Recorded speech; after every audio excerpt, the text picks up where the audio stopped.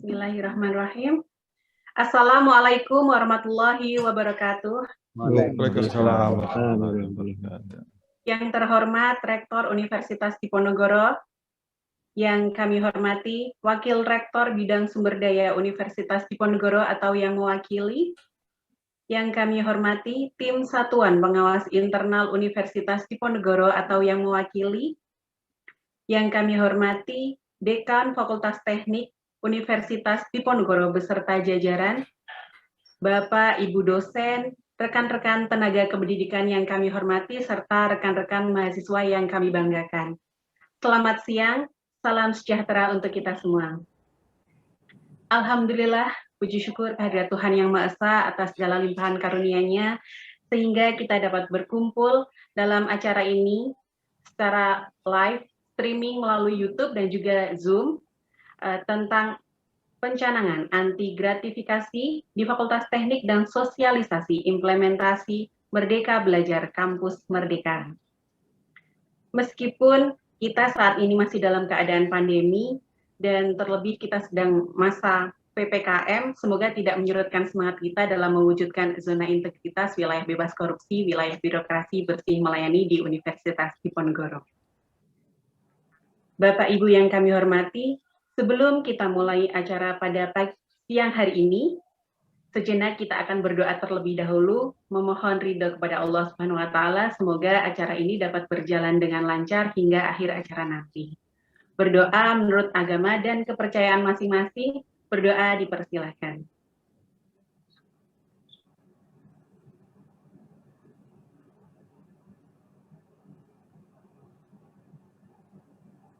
Selesai?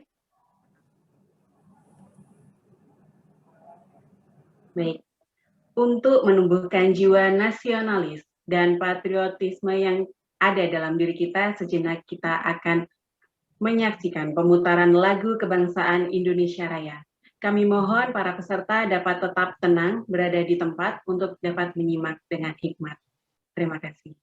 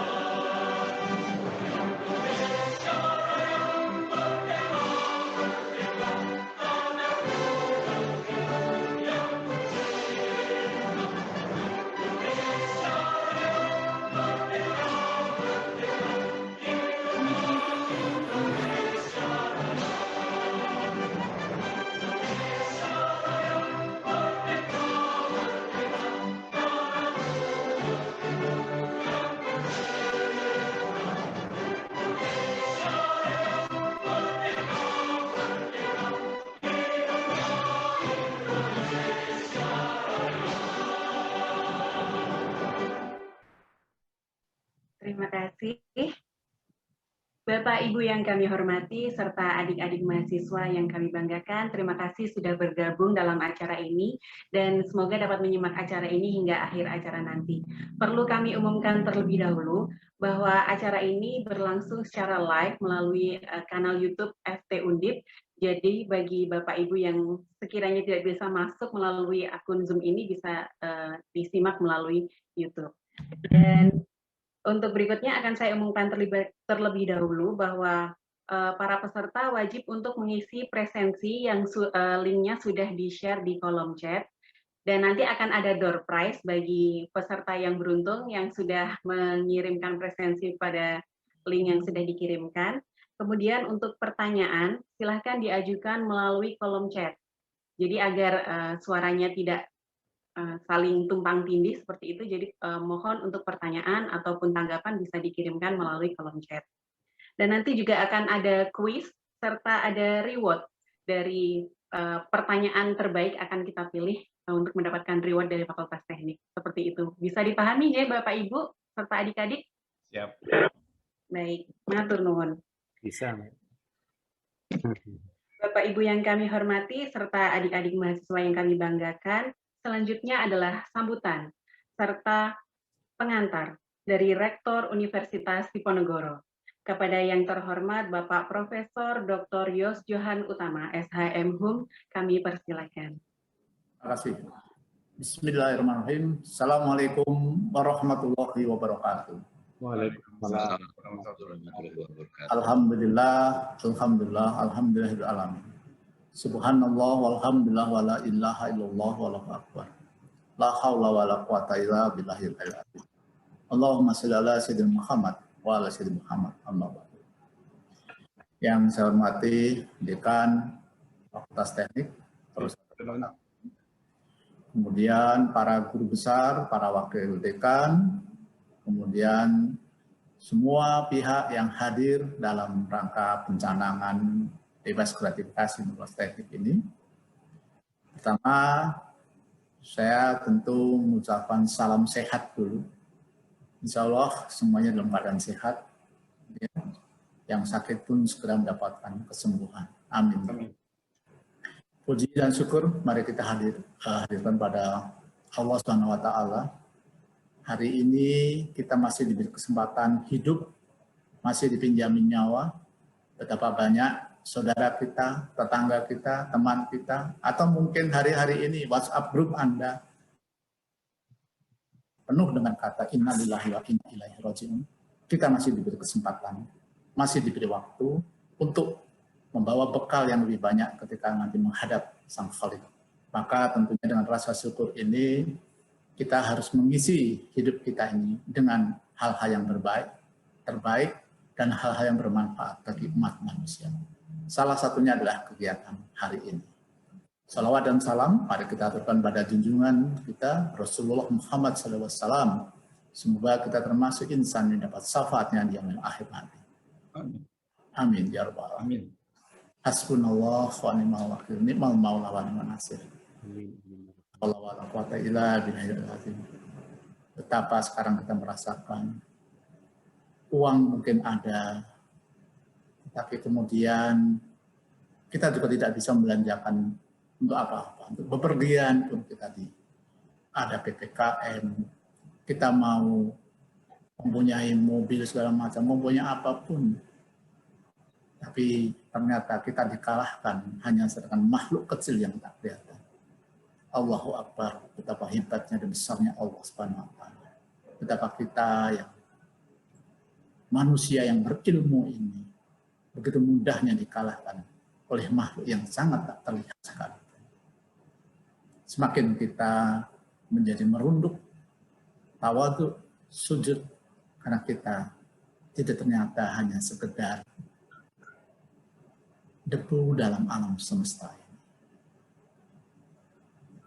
Kalau Anda mungkin pernah ke suatu tempat di daerah Afrika Selatan, ada tulisan bagus yang ada di depan pintu salah satu universitas terkenal di sana, yang menyatakan begini: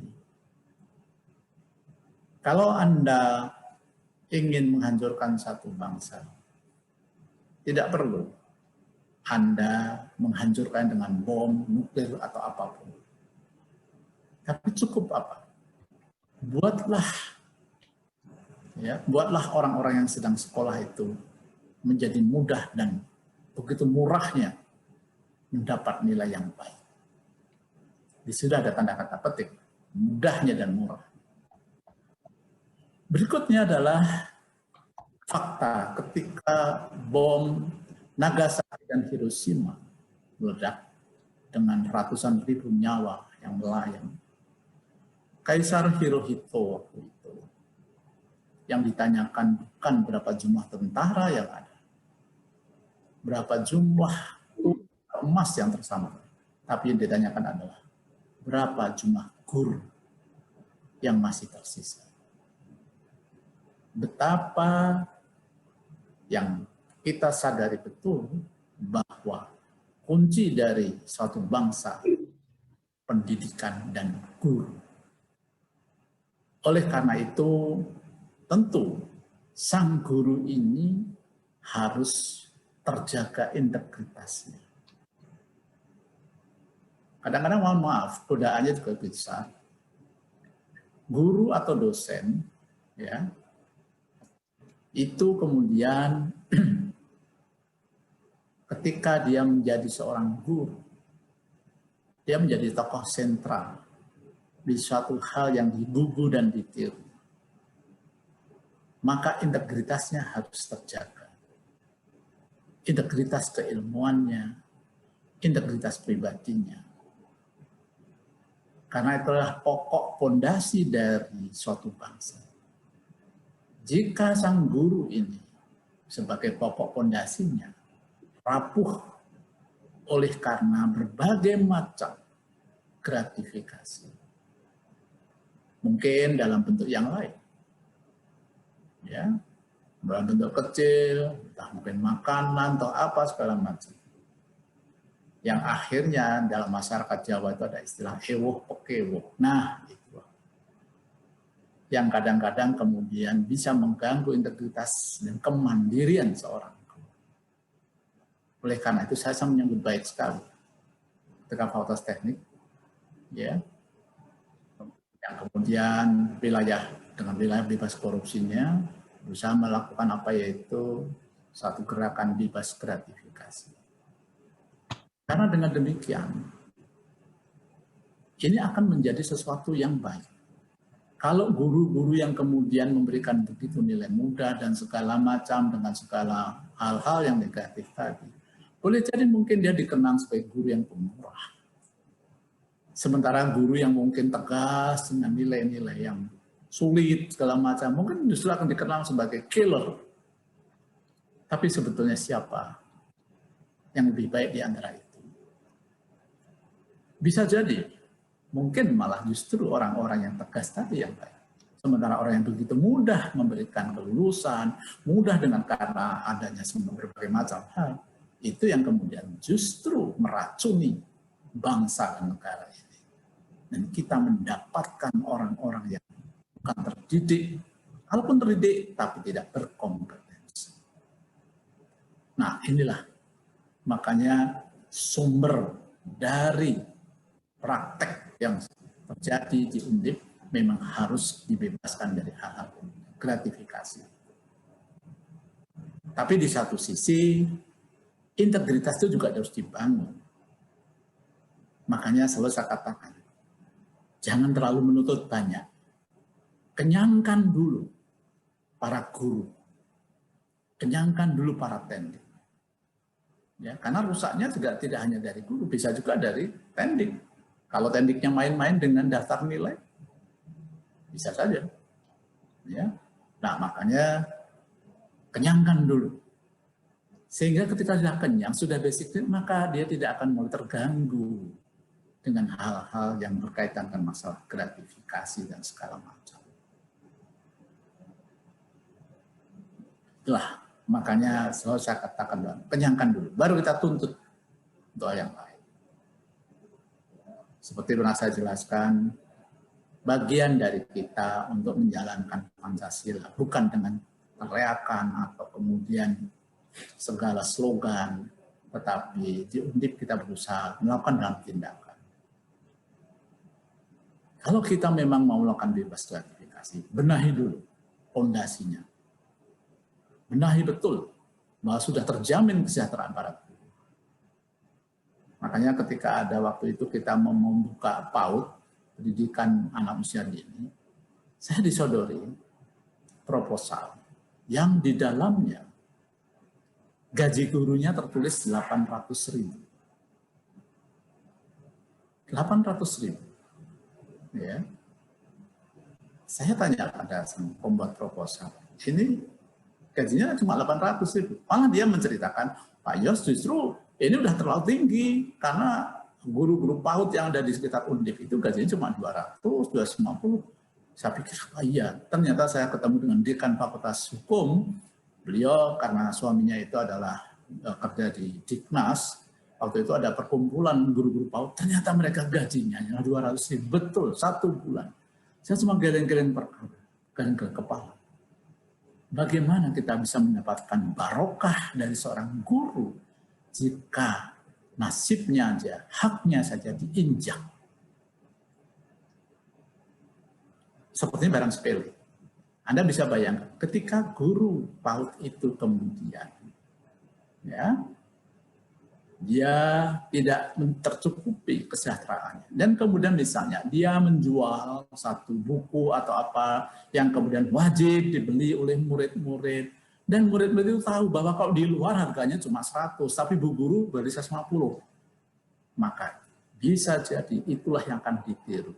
Anak-anak yang didapatkan bahwa dengan kekuasaan, maka semuanya menjadi benar. Nah inilah, makanya penuhi dulu. Baru kemudian kita tuntut gratifikasi. Itu dilarang. Dalam segala bentuk dan jenisnya. Nah makanya ini sesuatu hal yang bagus. Kita harus dimulai. Ya, saya yakin dosen-dosen teknik sudah lama dan dikenal orang-orang yang memang pantang atau ya sangat menolak ada gratifikasi. Tapi ada satu gerakan budaya, ya, budaya yang tidak diterima bukan karena takut diawasi, bukan karena masalah regulasi, tetapi karena hati nurani memang mengatakan bahwa gratifikasi adalah bukan sebagai suatu kebenaran. Insya Allah ketika nilai di dalam itu sudah menjadi diterima dengan penuh kesadaran, penuh dengan pengertian dan pemahaman, tanpa CCTV, tanpa sanksi pun, tentu tetap akan dijalankan. Menolak gratifikasi. Selamat kepada Fakultas Teknik sebagai pionir ya dalam pencanangan bebas gratifikasi Fakultas Teknik pionir di Unsas Diponegoro. Terima kasih. Mohon maaf kalau ada yang kurang berkenan.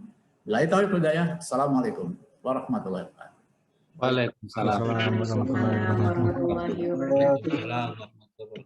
Matur nuwun Bapak Rektor, Masya Allah, luar biasa pengantar dari Bapak. Semoga menjadi motivasi kita untuk bisa memberikan pelayanan yang terbaik, terutama untuk kepentingan bangsa dan negara ini. Seperti itu, Nggih. Berarti no korupsi, no gratifikasi, hidup berkah tanpa korupsi, tanpa gratifikasi. Seperti itu, Bapak? Yes. Sejahtera. Siap, pasti sejahtera, insya Allah. Baik, terima kasih Bapak Rektor. Selanjutnya adalah pencanangan anti gratifikasi di lingkungan Fakultas Teknik Universitas Diponegoro yang akan disampaikan oleh Dekan Fakultas Teknik Universitas Diponegoro. Kepada yang kami hormati Bapak Profesor Insinyur M. Agung Wibowo PhD, kami persilakan. Dan acara nanti akan dilanjutkan dengan pencanangan secara simbolis anti gratifikasi di lingkungan Fakultas Teknik dengan pemasangan pin, seperti itu. Kepada Bapak Dekan, kami persilakan. Terima kasih Mbak Fadida. Bismillahirrahmanirrahim. Assalamualaikum warahmatullahi wabarakatuh. Waalaikumsalam Salam warahmatullahi wabarakatuh. sehat dan selamat siang buat Bapak Ibu yang hadir di sini.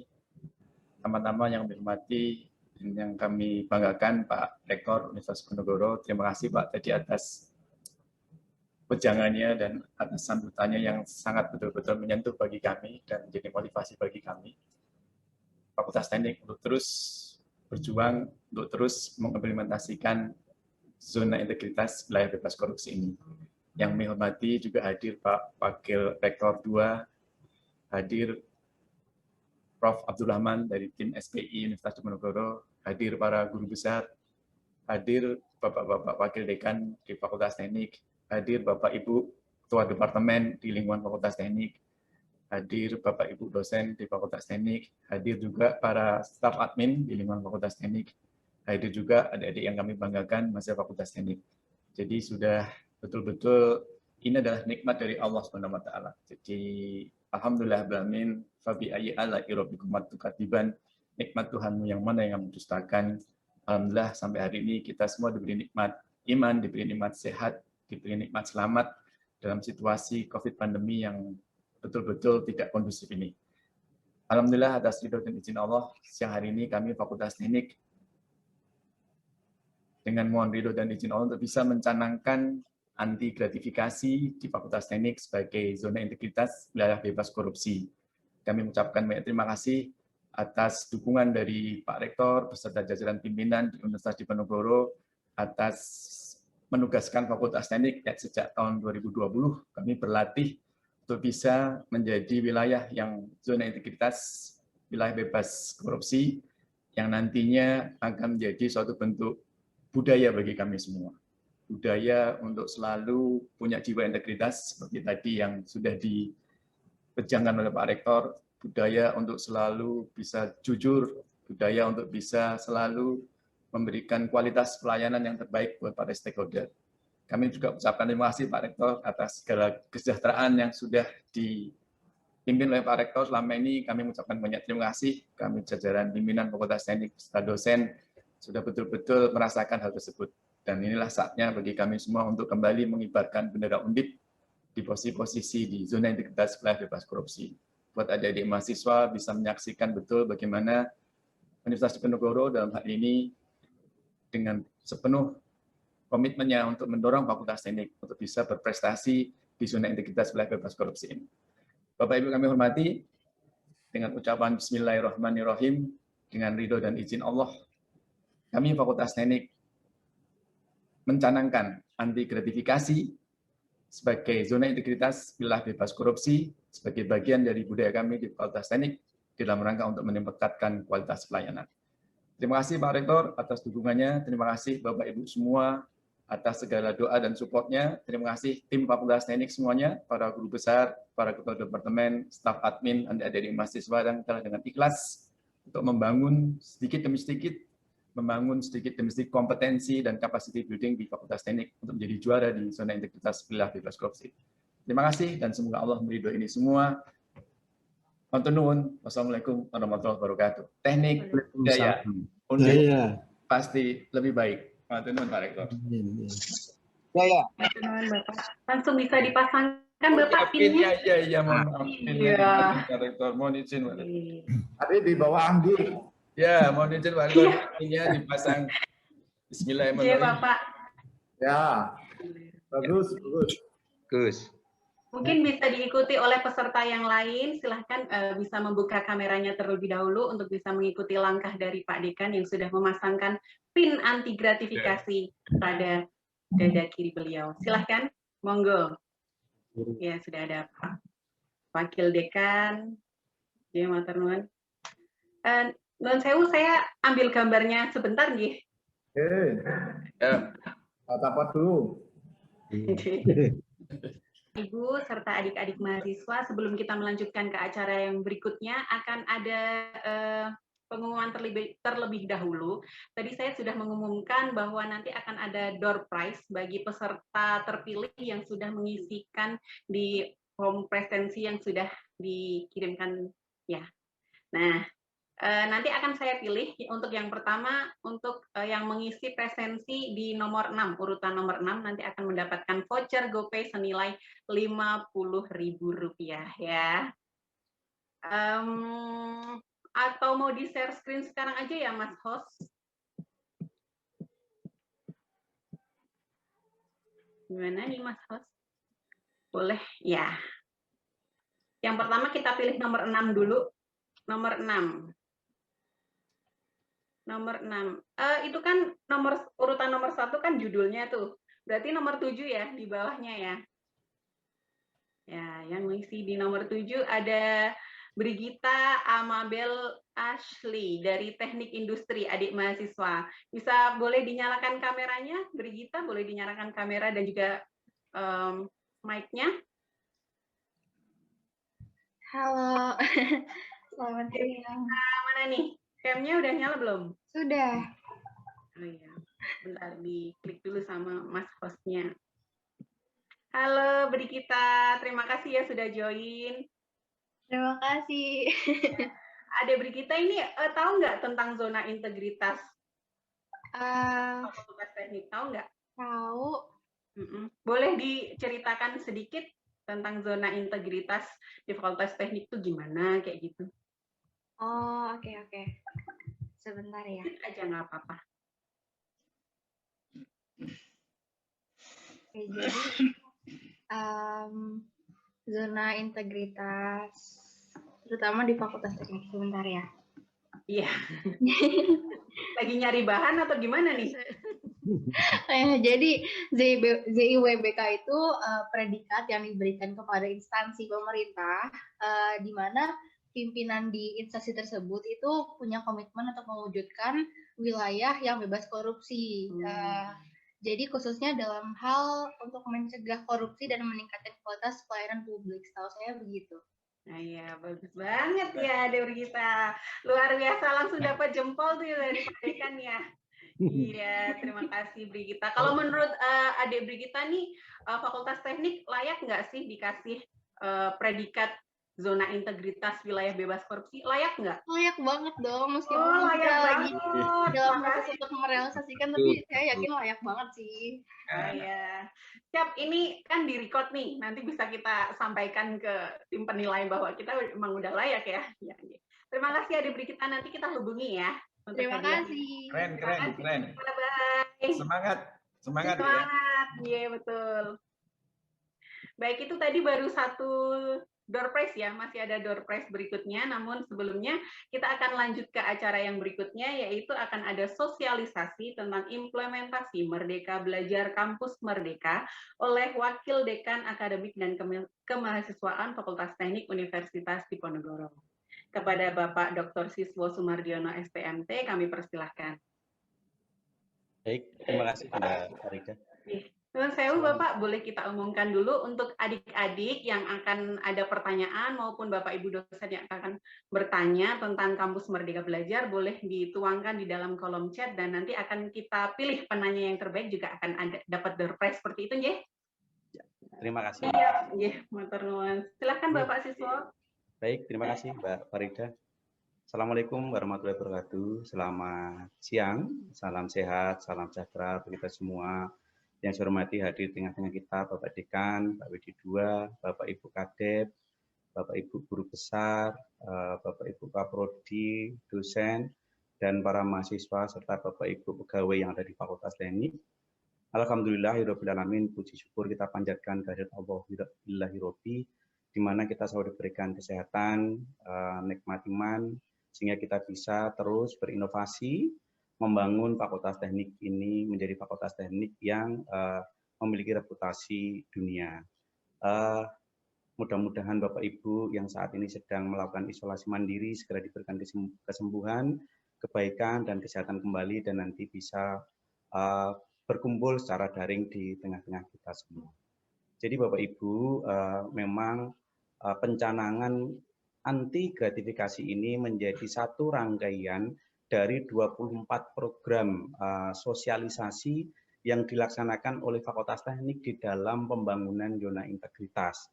Jadi perlu kami sampaikan bahwa Fakultas Teknik pada tahun 2020 sudah melakukan pembangunan zona integritas mulai dari tahap awal sampai tahap final, namun hasil belum berpihak pada Fakultas Teknik dan belum mendapatkan piagam ZIWBK. Namun sesuai arahan Bapak Dekan, kita tidak perlu patah semangat, kita terus berbenah, kita memperbaiki, kita berinovasi, sehingga mudah-mudahan nanti di tahun 2021 ini kita bisa mendapatkan piagam tersebut. Amin. 3 hal yang menjadi kunci hasil penilaian dari Kementerian Pendayagunaan Aparatur Negara atau Menpan, bahwa yang pertama terkait penguatan pengawasan kita dipandang masih relatif lemah, karena memang ZIWBK ini menjadi satu yang baru bagi kita di Fakultas Teknik, karena selama ini kita selalu menginduk di level universitas. Namun di 2020 kita diminta sebagai role model pembangunan ZIWBK oleh universitas. Kita belajar, kita memulai sesuatu yang baru, namun memang implementasi, internalisasi itu tidak mudah, dan kita terus berbenah. Yang pertama terkait kelemahan tersebut, yang kedua terkait dengan akuntabilitas kinerja, terutama terkait dengan pengawasan kita masih agak lemah. Yang ketiga itu terkait dengan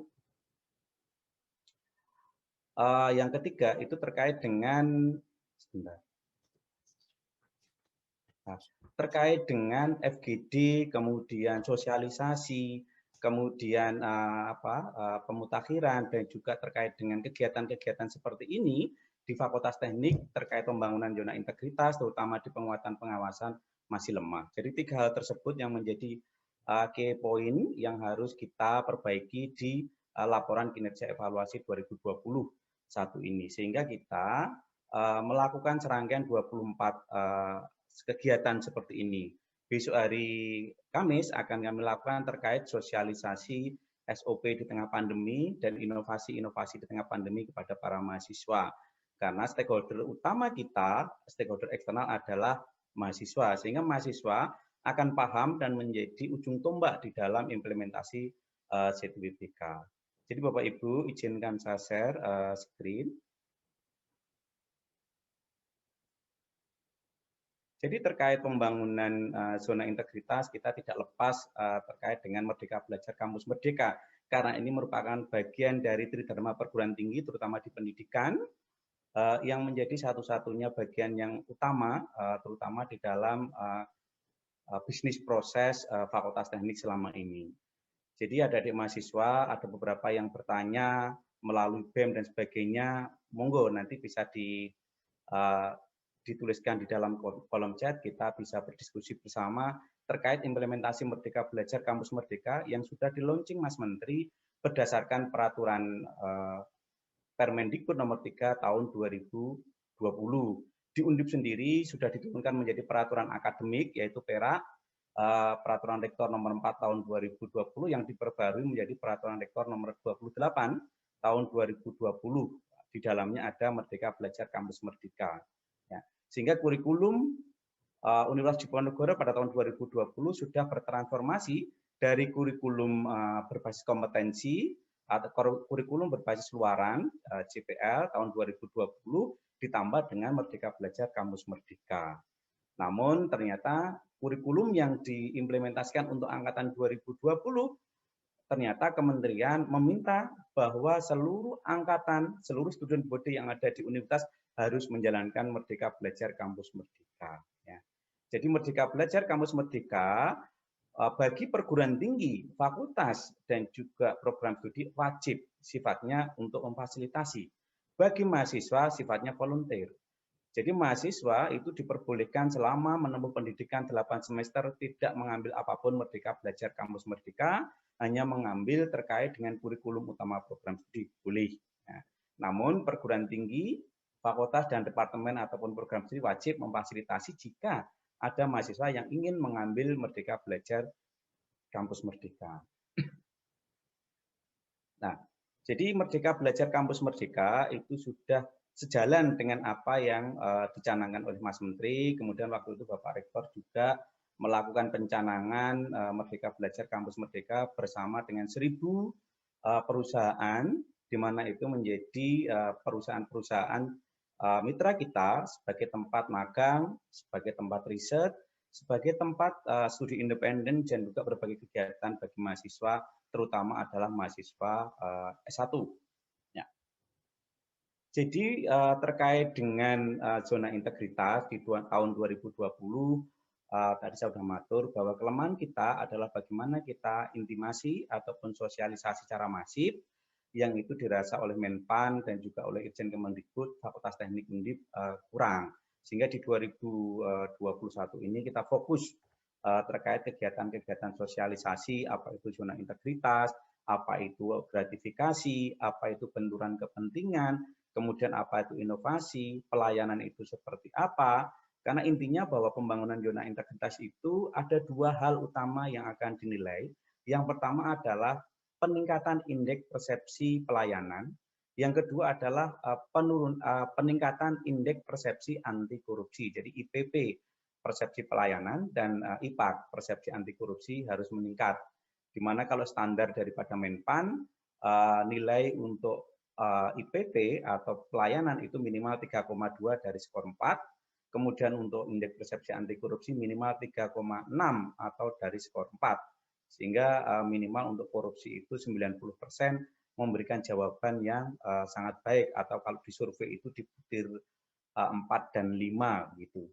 Jadi alhamdulillah pada tahap pertama kemarin tahun 2021 dan 2020 kita sudah sampai tahap final, tahap survei, kemudian disita secara daring, namun memang hasilnya belum menggembirakan. Kita belum mendapatkan predikat JIWBK.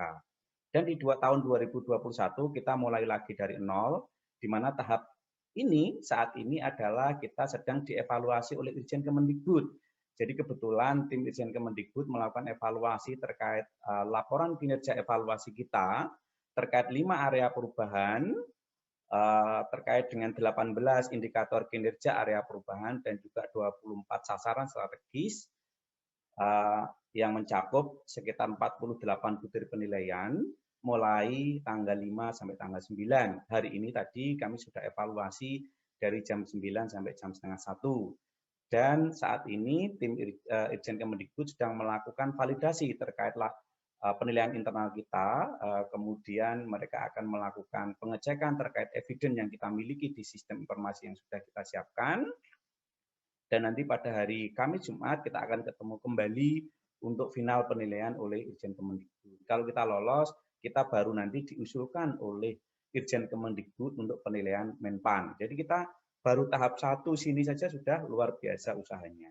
Nah, mudah-mudahan nanti setelah tahap 1, kemudian tahap survei, alhamdulillah kemarin atas bantuan Bapak Ibu dosen, para mahasiswa, survei internal kita sudah ada 335 responden yang mengisi. Dengan indeks persepsi anti korupsi kita bisa mendapatkan poin 3,79 dari minimal 3,6, dan indeks persepsi pelayanan kita di 3,67 dari 3,2.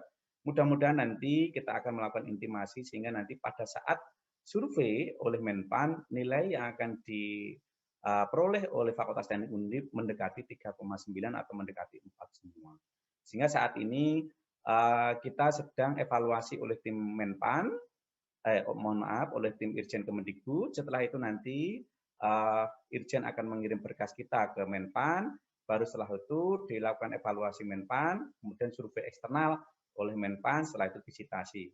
Mudah-mudahan rangkaian kegiatan sampai bulan Oktober nanti diberikan kemudahan sehingga kita bisa mendapatkan piagam JIWBK. Ya.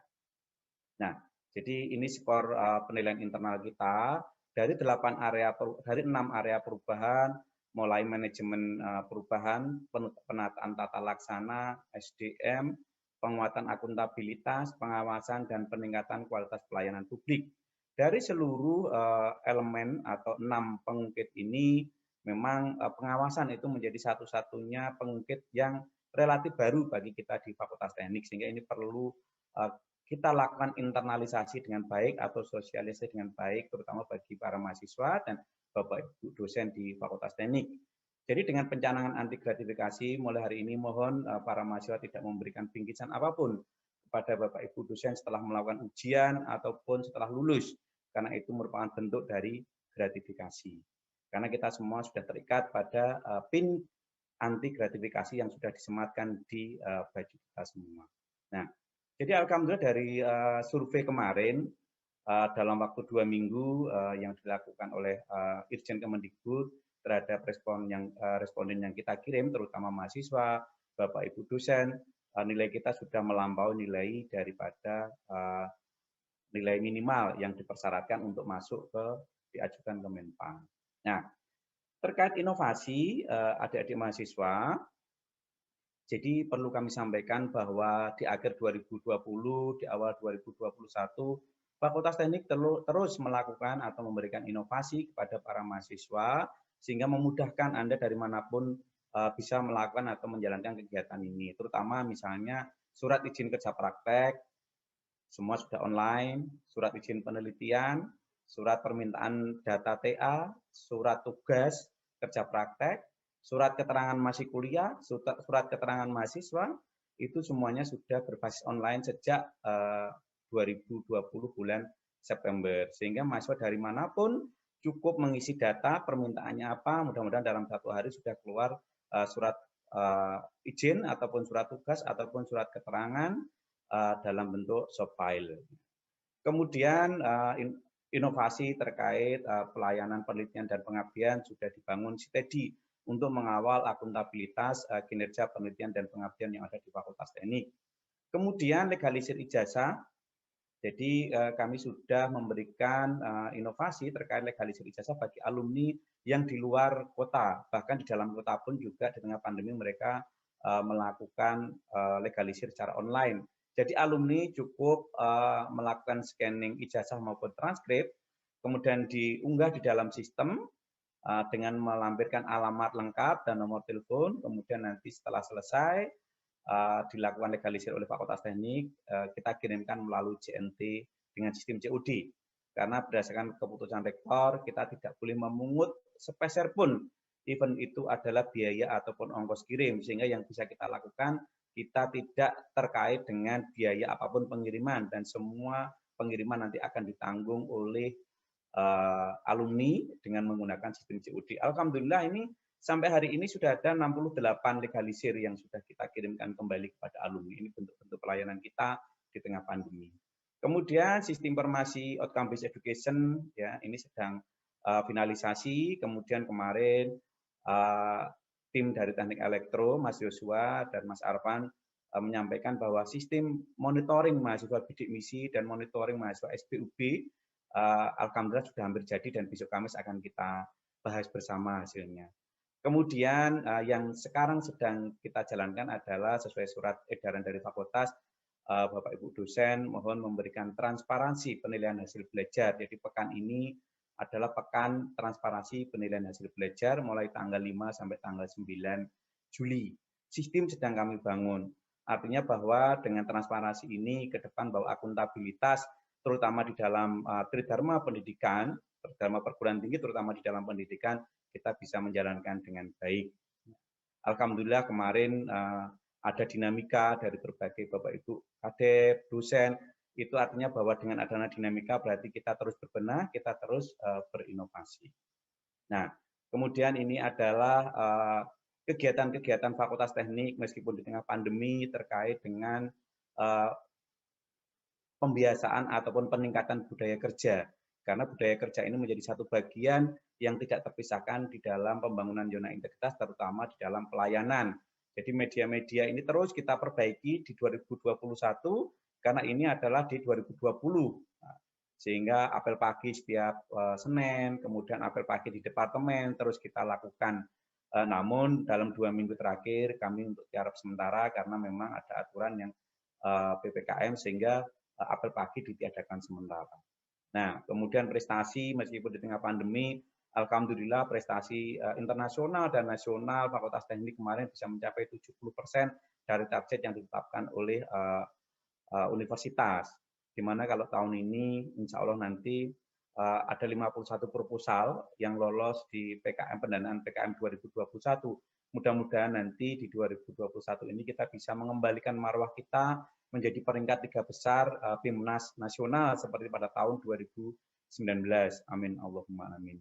Dan semoga nanti di 2021 ini kita bisa mengembalikan prestasi Mbak Margaret sebagai juara 2 nasional Mawapres nasional tahun 2020. Mudah-mudahan 2021 ini juga Fakultas Teknik bisa kembali mendapatkan juara 1 ataupun sampai juara 3 nasional. Nah, kemudian terkait Merdeka Belajar Kampus Merdeka, landasan utama kita adalah Permendikbud 3. Permendikbud 3 tahun 2020 ya, terkait dengan standar nasional pendidikan tinggi, di mana mahasiswa itu diberikan hak belajar 3 semester di luar prodinya. 3 semester di luar prodinya bisa 1 semester di dalam perguruan tinggi yang sama, jadi di luar prodi di dalam perguruan tinggi yang sama, yaitu mengambil mata kuliah wajib nasional maupun wajib universitas, dan juga 2 semester di luar perguruan tingginya bisa kuliah di perguruan tinggi lain untuk prodi sejenis, bisa kuliah dalam bentuk magang ataupun proyek di desa ataupun kegiatan-kegiatan yang lain yang masuk di dalam 8 pilar Merdeka Belajar Kampus Merdeka. 8 pilar kampus merdeka diantaranya adalah pertukaran pelajar, kemudian magang atau praktek kerja, program mengajar, kampus mengajar, kemudian penelitian atau riset, kemudian proyek kemanusiaan, kegiatan kewirausahaan, proyek studi atau proyek independen, kemudian membangun desa atau kuliah kerja nyata tematik. Jadi 8 pilar Merdeka Belajar Kampus Merdeka ini bisa diakomodasi atau diakui sebagai SKS, namun harus di luar kurikulum yang sudah ditetapkan. Sehingga perguruan tinggi ataupun fakultas ataupun departemen wajib memfasilitasi, namun bagi mahasiswa sifatnya volunteer, boleh melakukan, boleh tidak.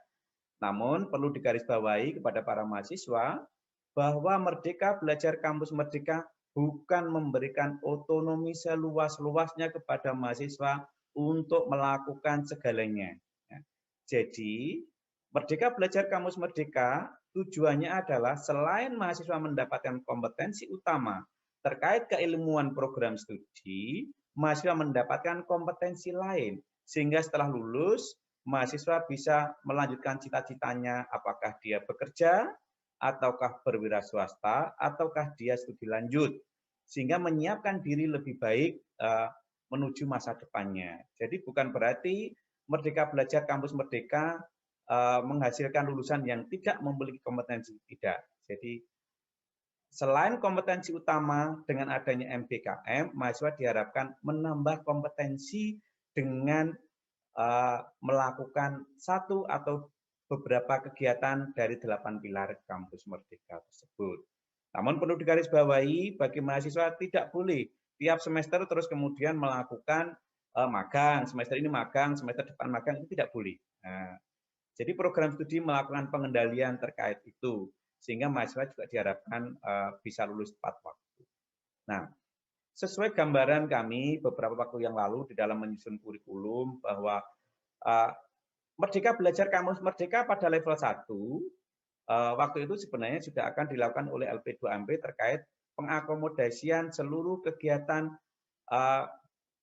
perkuliahan terkait mata kuliah wajib nasional dan mata kuliah wajib universitas diselenggarakan terpusat oleh universitas. Ini adalah MBKM level pertama. Kemudian MBKM level kedua adalah mahasiswa bisa kuliah di program studi sejenis di luar perguruan tingginya.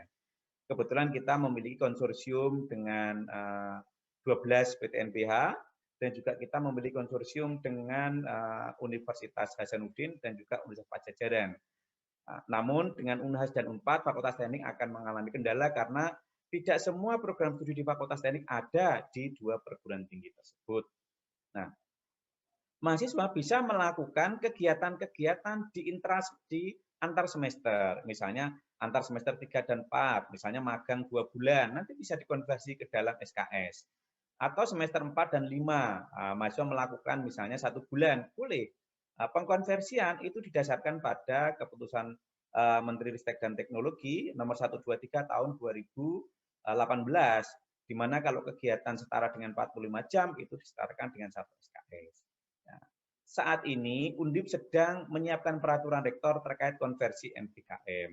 Dan juga kemarin 2 minggu yang lalu ada rapat di Semarang, saya ketemu dengan Bu Sesdijen, Bu Paris, saya tanyakan bagaimana terkait Juklak atau Juknis Merdeka Belajar Kampus Merdeka.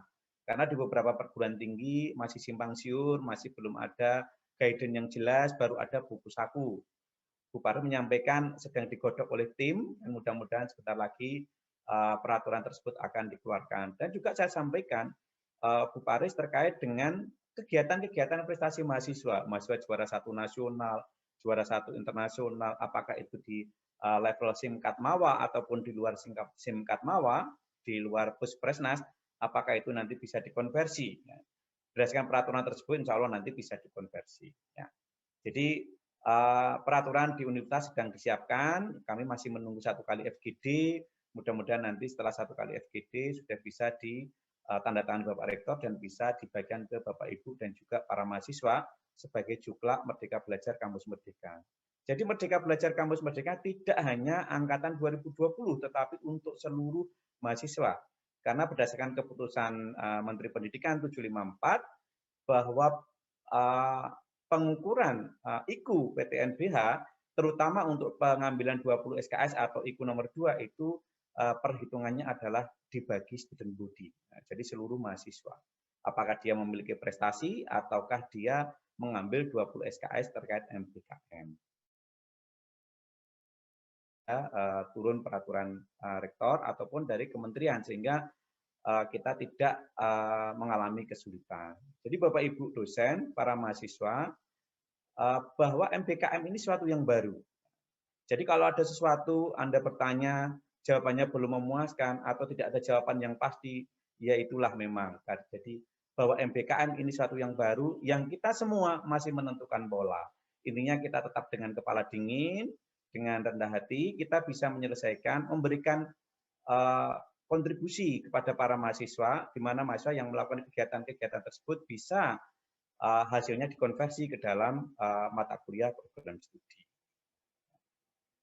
Nah, kemudian kalau di Undip ada platform Merdeka Belajar Kampus Merdeka terkait dengan KWU, kemudian karakter, kemudian IoT dan skill yang ini bekerjasama dengan UCC dan juga bagian kerjasama dan juga bagian kewirausahaan di tempatnya Pak Idris. Sehingga platform ini nanti bisa memfasilitasi mahasiswa dari berbagai departemen yang bisa melakukan magang di dalam Undip sendiri. Nah, jadi platform Merdeka Belajar Kampus Merdeka terkait dengan konsorsium sudah dijalankan, yaitu konsorsium Sastra Bahu 12 PTNBH, dan juga konsorsium Undip, Unhas, dan Unpad. Ya. Namun beberapa waktu yang lalu konsorsium ini masih sifatnya sit-in karena memang ternyata tidak semua perguruan tinggi itu sudah siap. Bahkan sampai hari ini tuh beberapa perguruan tinggi swasta masih sering melakukan studi banding ke kita, ke Fakultas Teknik, untuk bisa saling belajar, saling menimba ilmu terkait implementasi Merdeka Belajar Kampus Merdeka. Nah, kemudian terkait dengan SDGs, terkait 17 pilar SDGs, bagi beberapa departemen yang melakukan short course ataupun kegiatan-kegiatan pembelajaran terkait SDGs di luar kurikulumnya ini nanti juga bisa dikonversi. Jadi kalau misalnya kegiatan itu setara dengan 90 jam, berarti nanti akan disetarakan dengan 2 SKS. Namun SDGs ini juga harus memiliki kurikulum, harus memiliki learning outcome. Learning outcome apa yang dihasilkan dari short course? Nah, sehingga nanti short course ini dari learning outcome akan disesuaikan dengan learning outcome program studi, kemudian disesuaikan dengan capaian pembelajaran mata kuliah, sehingga mahasiswa bisa mendapatkan pengakuan dari kegiatan kursus-kursus ini. Nah, jadi kalau di Fakultas Teknik, alhamdulillah sebelum adanya Permendikbud nomor 3 bahwa Merdeka Belajar Kampus Merdeka itu sudah menjadi keharusan, sudah kita jalankan sehingga kita tidak perlu risau, kita tidak perlu khawatir bahwa selama ini kita sudah menjalankan. Tinggal yang perlu kita lakukan adalah pengaturan-pengaturan. Ya. Jadi pertukaran pelajar, jadi baik itu double degree ataupun CTS dengan berbagai perguruan tinggi luar negeri, seperti teknik sipil dengan Taiwan, kemudian teknik kimia dengan UITM Mara, dengan Hull University, yang saat ini sudah mengirimkan 8 mahasiswa untuk double degree, kemudian PWK dengan Perancis, dan berbagai program studi dengan mitra-mitranya. Nah, itu sudah merupakan Merdeka Belajar Kampus Merdeka. Jadi pertukaran, baik CPS maupun double degree, kemudian kerja praktek. Ya. Kerja praktek. Namun kerja praktek yang masuk di dalam kurikulum selama ini itu belum bisa diakui di dalam atau dihitung di dalam Merdeka Belajar saat ini karena itu sudah masuk di dalam kurikulum. Kemudian magang industri ataupun di lembaga BUMN ataupun lembaga pemerintah yang lain. Kemudian kegiatan riset di lembaga atau industri. Program mahasiswa kewirausahaan. Nah, ini. Kemudian KKN tematik, KKN perbatasan, program hibah bina desa, kemudian kegiatan summer course. Ini adalah kegiatan-kegiatan selama ini yang ada di Fakultas Teknik yang sudah Bapak Ibu dan mahasiswa jalankan. Namun yang saat ini bisa diakui itu baru yang program pertukaran mahasiswa, CTS, double degree. Ya, kegiatan-kegiatan lain sampai hari ini belum karena baru di 2020 dan 2021 ini ada peraturan terkait Merdeka Belajar Kampus Merdeka. Nah, kemudian program-program yang sedang dijalankan baik oleh kementerian atau oleh Dirjen dan juga bersama oleh Undip adalah program Permata Sakti, pertukaran mahasiswa. Kemudian program Bangkit, ini khususnya untuk teknik komputer, informatika. Kemudian program magang BUMN. Kalau selama ini ada beberapa mahasiswa yang magang 6 bulan di BUMN dapat uang saku selama ini karena pengaturannya sulit, disutikan. Sekarang tidak boleh. Justru mahasiswa ini bisa dikonversi ke dalam mata kuliah yang ada di program studi. Kemudian yang sedang mahasiswa mau berangkat adalah program ISMA, International Student Mobility Awards. Alhamdulillah Fakultas Teknik ada sekitar 7 dari 44 mahasiswa di Undip yang mendapatkan award program ISMA dari kementerian. Jadi alhamdulillah itu 1.000 mahasiswa kita didorong untuk melakukan CTS maupun double degree ke beberapa perguruan tinggi yang masuk di dalam QS 100 baik by universitas maupun by subject. Dengan dana menurut Bu Paris itu sekitar hampir 4 triliun ya, pendanaan untuk program ISMA ini luar biasa. Kemudian yang sekarang mahasiswa sedang mendaftar adalah program mahasiswa pertukaran mahasiswa Nusantara. Nah ini untuk mahasiswa boleh melakukan pertukaran di luar pulau. Jadi misalnya mahasiswa Undip melakukan pertukaran di USU, mahasiswa boleh berada di Medan. Sehingga mahasiswa boleh mengambil kuliah di Medan, di USU, dan juga boleh mengambil di prodi asalnya. Sehingga boleh melakukan 2 kegiatan. Kemudian program kredensial mikro mahasiswa ini adalah program-program short course yang diinisiasi oleh kementerian, program kewirausahaan, kemudian konsorsium Sastra Bahu dan juga konsorsium Undip, Unhas, dan Unpad. Sudah banyak kegiatan Merdeka Belajar Kampus Merdeka yang sedang kita jalankan.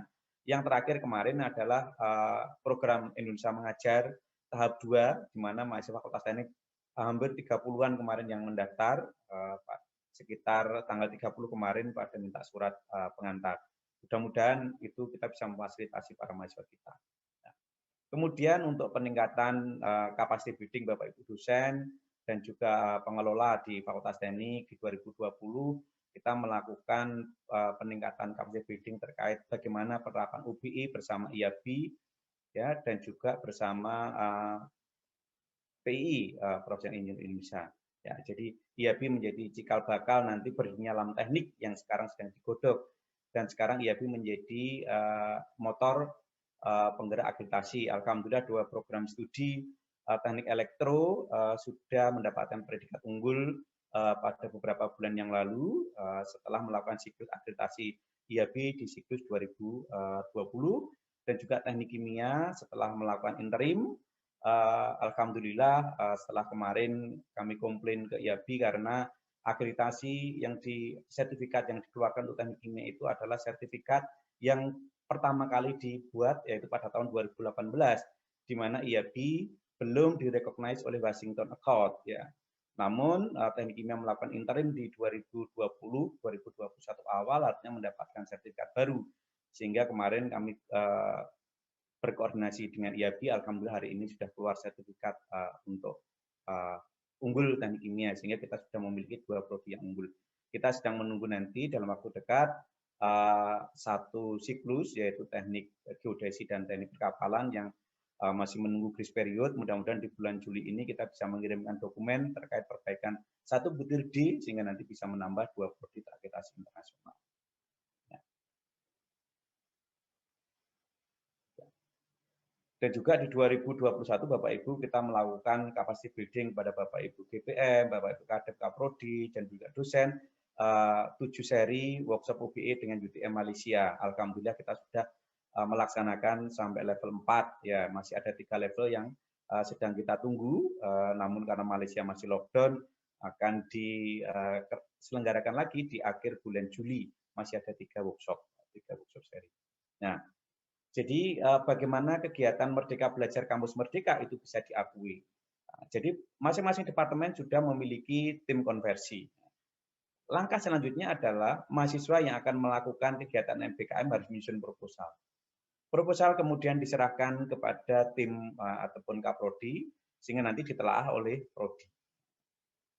hasil penelaahan disesuaikan dengan tujuan kegiatan mahasiswa tersebut. Capaian pembelajaran mana yang terkait dengan kegiatan tersebut, kemudian mata kuliah mana yang terkait dengan kegiatan tersebut.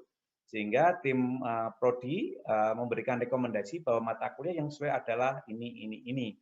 Kemudian setelah itu diberikan kepada mahasiswa melakukan IRS. Setelah itu mahasiswa melakukan kegiatan MBKM.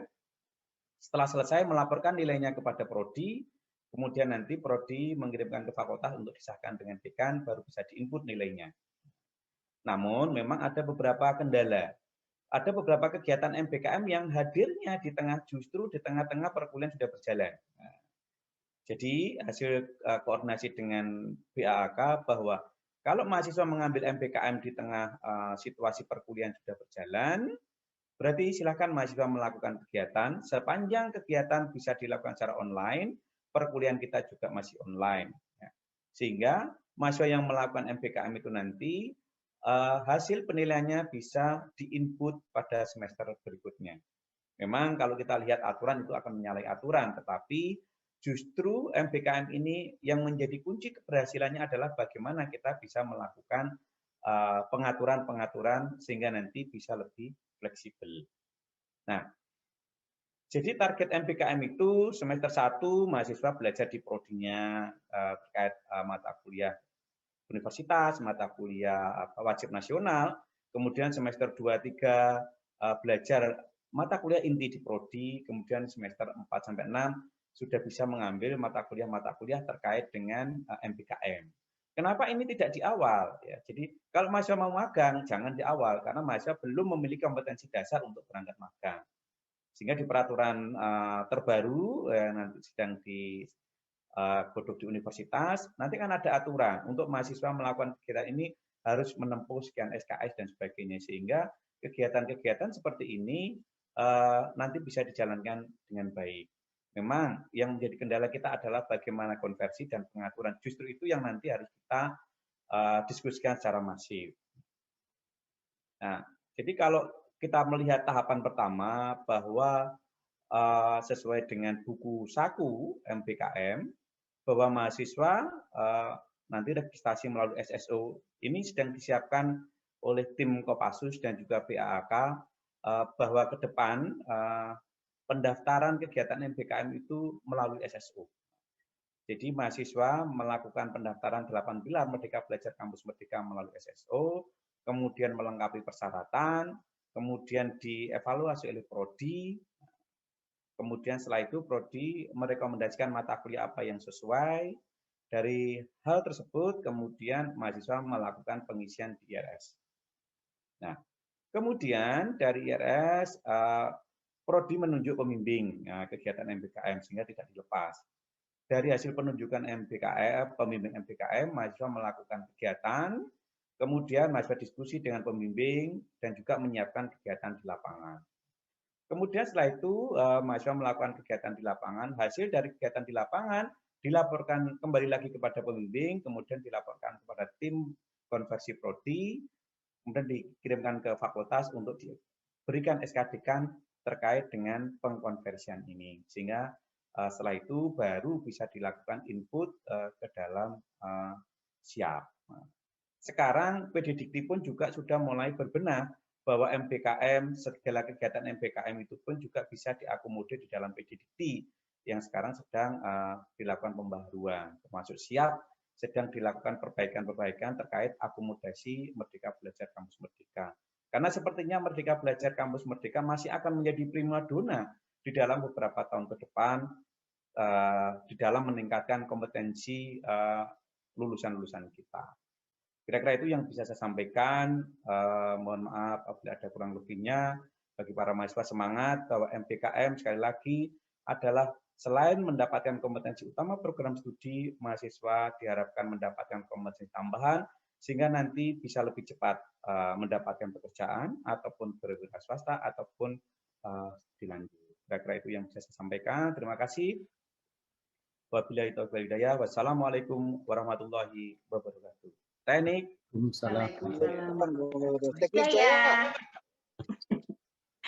Ya. Matur nuwun Pak Siswo atas materi yang sudah dipaparkan, dan sepertinya sudah ada beberapa pertanyaan Bapak di kolom chat.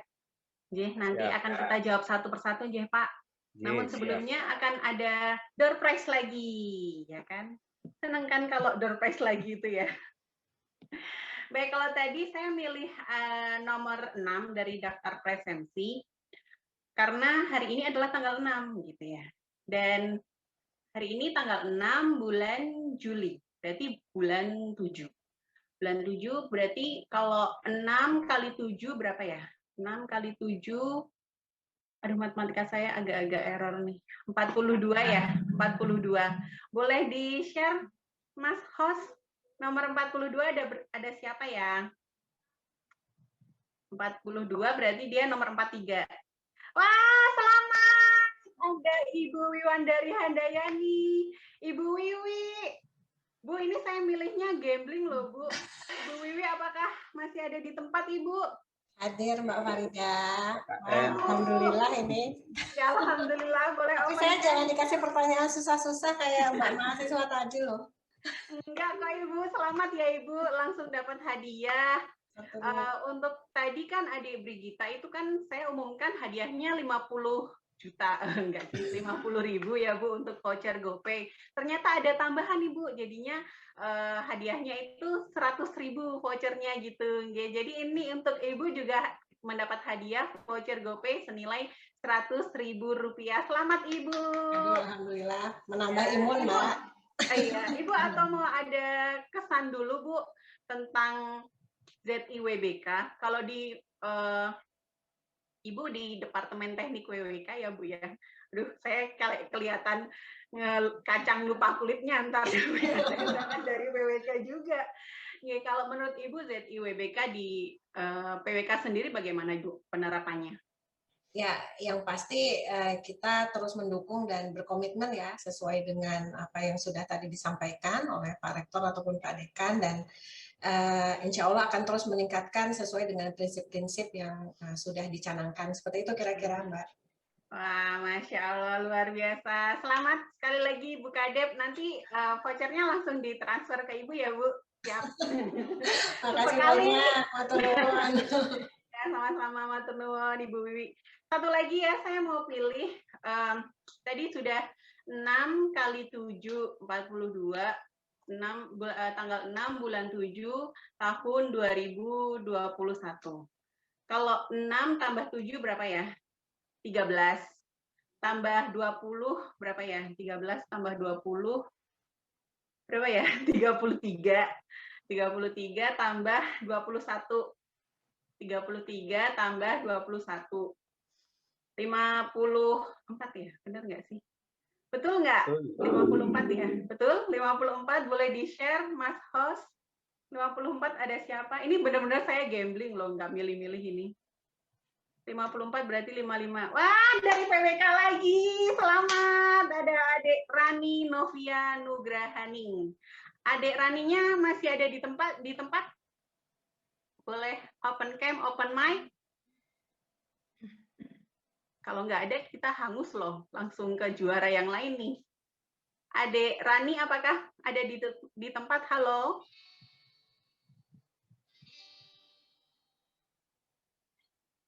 Nggak ada ya? Nggak ada ya? Ya, sayang sekali. Gimana nih hadiahnya kita? Halo? Hangus. Hangus ya, oke. Kita ke juara yang lain ya. Tadi kan sudah kita dapatkan hasilnya dari tanggal 6 bulan 7 tahun 2021 gitu ya. Hasilnya kan 54. Ya udah deh, 54 mau angka berapa ya? Ada yang mau usul angka berapa? Mungkin dari Bu Nani ya, Bu Nani pengungkit 1. Monggo Bu Nani boleh milih Bu angka berapa, gambling aja Bu. 21. Gimana? Nomor 21 ya? Ya, ini kan tahun 2021. Oh gitu ya, tahun 2021 berarti dipilih di nomor urutan 21. Ada siapa Mas Host?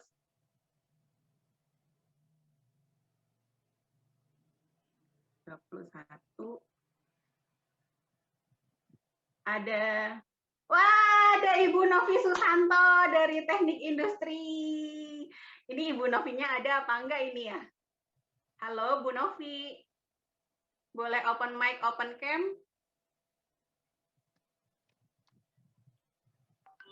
Sudah hilang, Hangus. Hangus lagi ya? Mungkin dari penanya aja, Mbak. Oh iya, boleh ya saya. Berarti ini dari penanya aja ya. Sebenarnya sudah disiapkan juga hadiahnya untuk yang penanya juga. Saya mau ke pertanyaan dulu ya, Pak Siswo ya. Nanti kita pilih untuk penanya dua penanya terbaik akan kita berikan hadiah voucher GoPay masing-masing Rp100.000. Untuk pertanyaan yang pertama tadi ada dari, mohon izin Bapak, ada dari Firman Setiaji dari Departemen Teknik Perkapalan Angkatan 2020.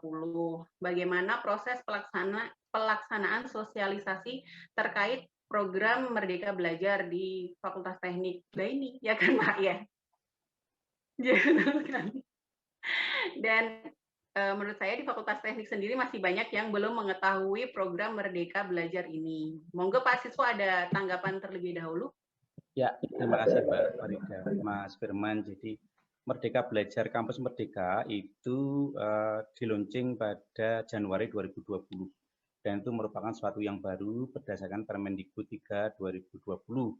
Kemudian Undip bertransformasi memperbaiki kurikulumnya menjadi kurikulum Kampus Merdeka karena peraturan akademiknya Perek nomor 4 2020 sudah memfasilitasi itu. Sebenarnya pada kegiatan penerimaan mahasiswa baru pada bulan Agustus 2020 kami sudah melakukan sosialisasi kepada 2.000 mahasiswa Fakultas Teknik dan waktu itu Mbak Farida sebagai MC.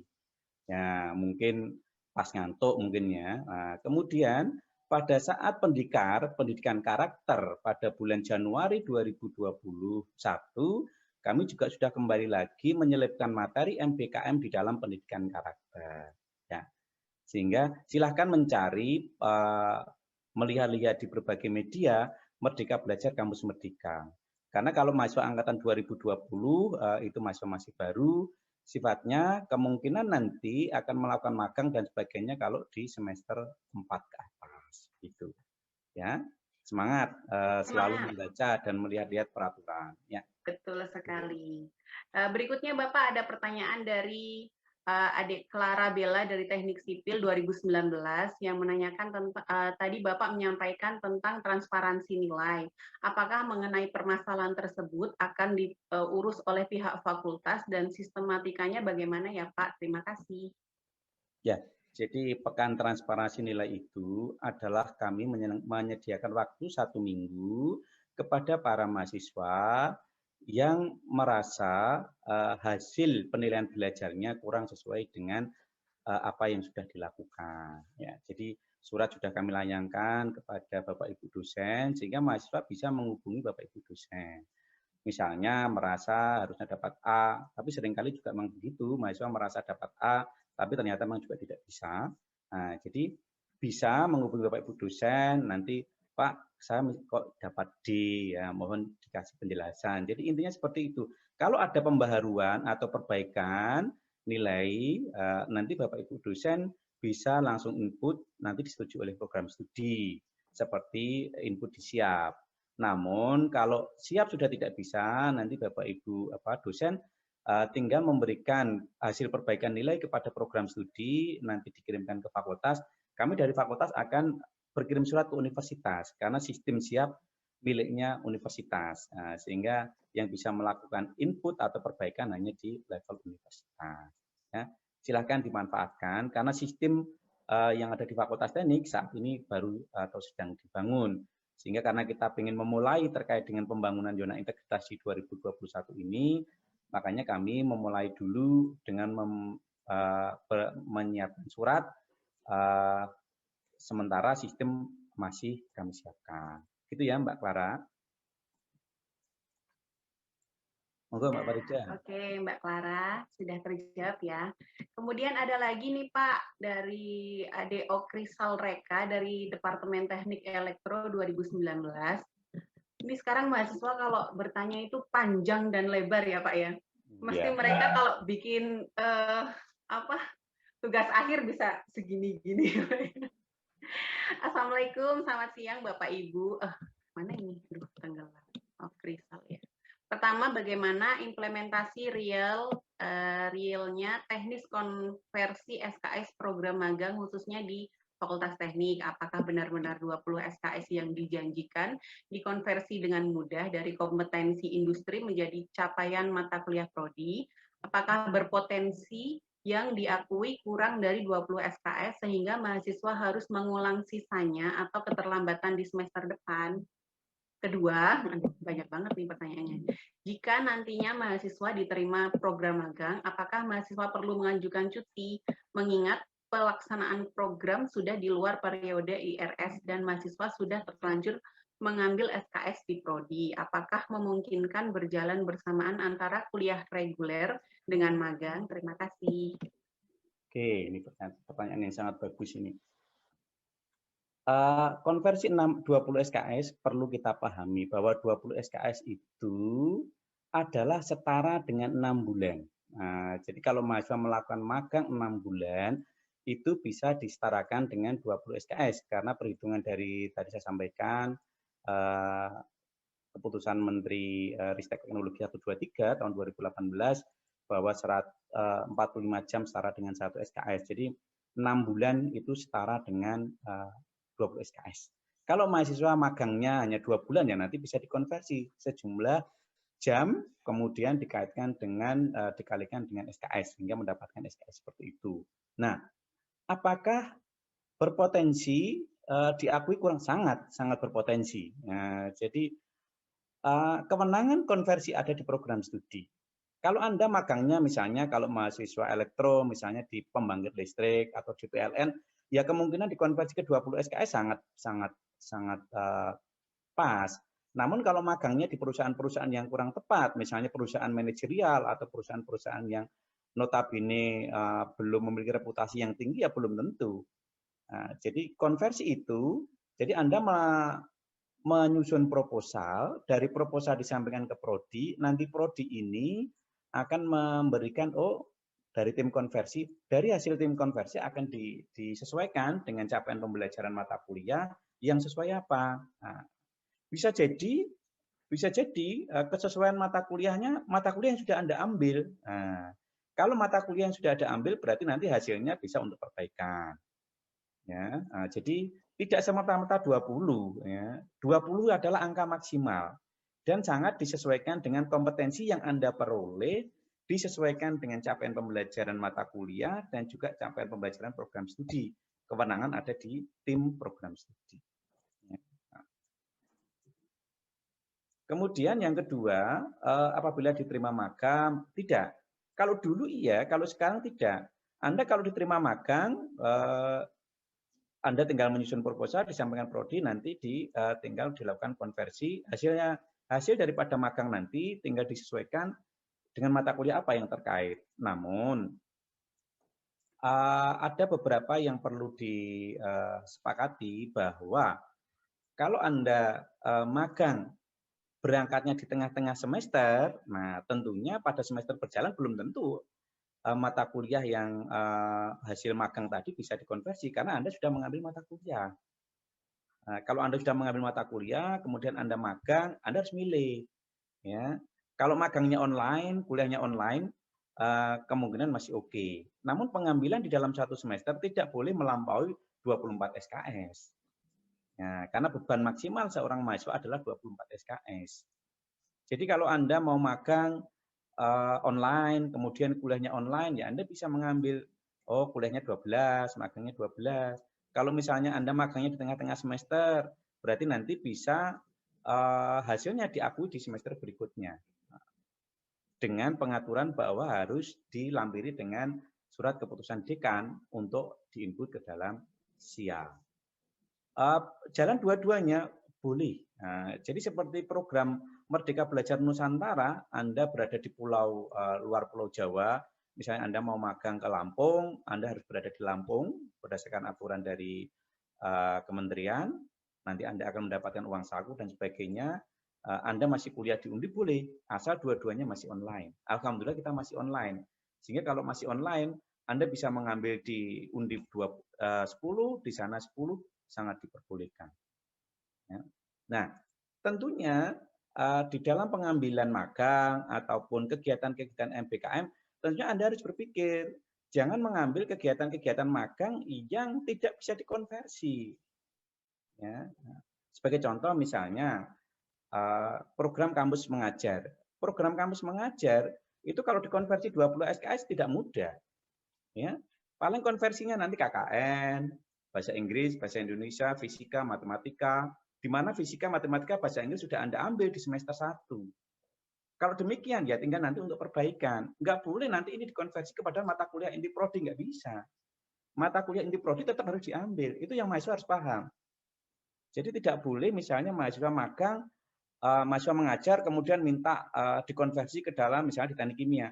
Perancangan produk, kemudian ATK 1, ATK 2, yang itu menjadi mata kuliah inti prodi, tidak bisa. Mata kuliah itu bisa merupakan konversi dari kegiatan magang, karena magang terkait dengan kompetensi keilmuan program studi. Nah, itu yang mahasiswa harus paham. Ya. Karena mahasiswa selalu menuntutnya begini, oh saya mau kampus mengajar, saya akan dapat 20 SKS. Dikira 20 SKS itu adalah konversi dari mata kuliah semester 4 atau semester 5 full. Enggak. Konversinya tetap tim konversi prodi yang akan melakukan pengaturan, ya. Jadi tidak serta-merta seperti itu. Anda harus paham. Karena kalau begitu misalnya pada semester 4 mau ngambil kampus mengajar, mintanya semua dikonversi. Nanti inti keilmuan prodi justru tidak terpenuhi, itu tidak boleh. Nah, jadi konversinya harus disesuaikan lagi-lagi dengan capaian pembelajaran. Kuncinya tetap harus capaian pembelajaran dan capaian pembelajaran mata kuliah. Ya. Oke, saya kira itu Mbak Farida. Sangat jelas sekali Bapak. Walaupun tetap masih ada pertanyaan Bapak, ini boleh dilanjutkan ya Pak? Siap. Ada dari Assalamualaikum, saya Givari dari Teknik Sipil. Mau menanyakan, setelah saya cek di website Kampus Merdeka pada program magang, banyak sekali mitra perusahaan yang menawarkan program magang. Pertanyaannya adalah, apabila mitra magang yang dipilih tidak linear, bagaimana? Kemudian untuk program yang diambil pada Kampus Merdeka nantinya akan mendapat 20 SKS, apakah nanti langsung otomatis masuk ke transkrip dan mata kuliah wajib yang harus ditempuh, apakah tidak perlu diambil nantinya? Itu sudah terjawab ya Pak barusan ya. Dan untuk mahasiswa selain angkatan 2020 bisa mengikuti Kampus Merdeka juga atau tidak? Bisa nggak Pak? Jadi kalau kurikulumnya memang kurikulum Merdeka Belajar 2020, tetapi ternyata Kementerian mengukur seluruh student body. Jadi seluruh mahasiswa itu diukur. Sehingga seluruh mahasiswa boleh melakukan Merdeka Belajar Kampus Merdeka sekarang, tidak ada batasan. Ya. Kemudian yang pertama, apabila mitra magang tidak linear dengan jurusan, nah, Anda sebagai mahasiswa harus mulai berpikir kritis. Buat apa melakukan magang kalau tidak dilinear? Ya toh? Misalnya mahasiswa teknik sipil mau magang di koran Tempo misalnya, ya bisa dikonversi, tetapi hasil konversinya nanti apa? Etika profesi, kemudian mata kuliah yang terkait komunikasi, selain mungkin bahasa Indonesia, selain itu ya nggak bisa. Jangan berpikir misalnya magang di Tempo 1 semester nanti dapat 20 SKS terkait struktur, jembatan, ya nggak boleh. Ya. Jadi pengakuan itu juga tetap harus disesuaikan dengan mata kuliah yang terkait dengan apa yang didapatkan oleh mahasiswa. Begitu kan. Oke, monggo Mbak Farida. Jelas sekali Bapak. Ini masih kemudian ada ya masih ada Bapak. Ya. Dari Hanif Teknik Lingkungan. Izin bertanya, kalau dikonversi 20 SKS, sedangkan jurusan kami ada tugas besar atau kegiatan lain yang tidak bisa ditinggalkan dengan kegiatan magang atau pertukaran mahasiswa atau mahasiswa mengajar.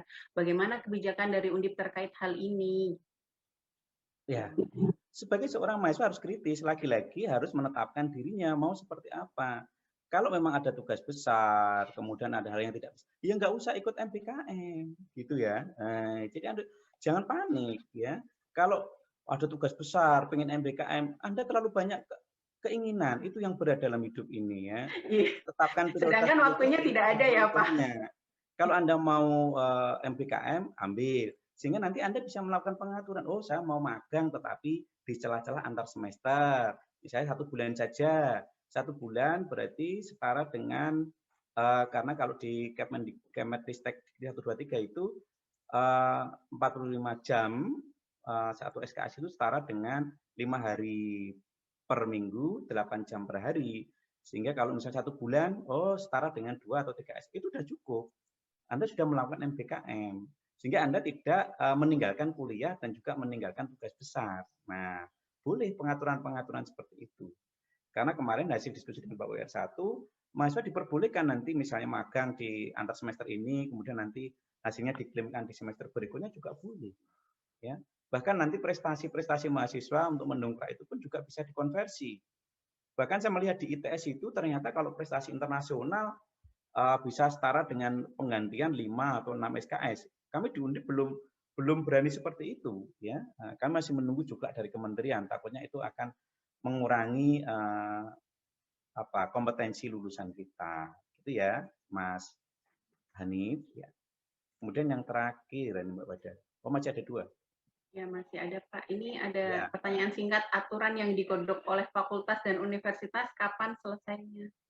Oh ya, yang menggodok universitas. Kita tunggu ya, mudah-mudahan segera karena sebenarnya kemarin minggu lalu itu Pak Rektor sudah minta FGD sekali untuk final.